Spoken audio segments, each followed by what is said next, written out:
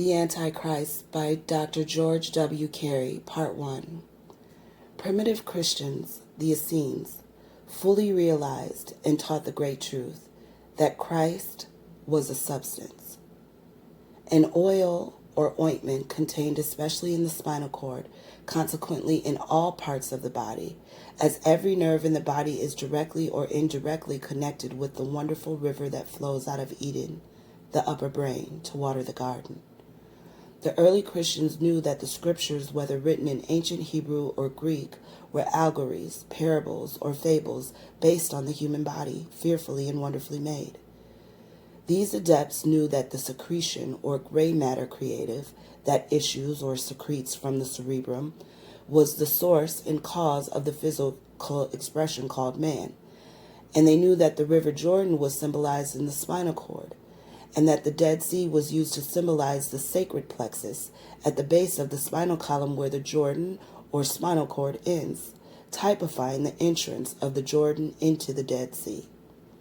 The thick, oily, and salty substance composing the sacral plexus, the sida equina, tail of the horse, may be likened onto crude petroleum. That's petra, mineral, salt, and oleum, Latin for oil. And the thinner substance, oil or ointment, in the spinal cord may be compared with coal oil.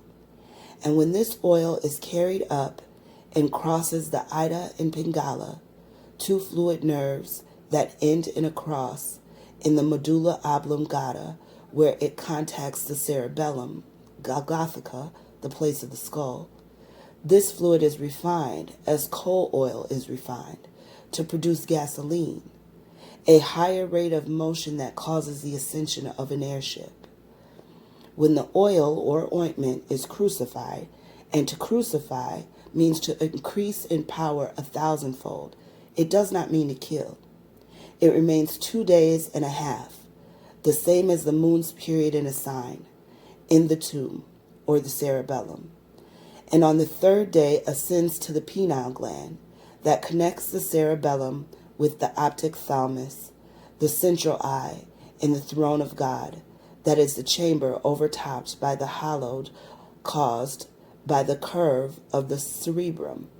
The most high of the body is the cerebrum, which is the temple of the living God, the living vital substance, which is precipitation of the breath of life breathed into man, therefore the Holy Ghost of breath. The pineal gland is the pinnacle of the temple.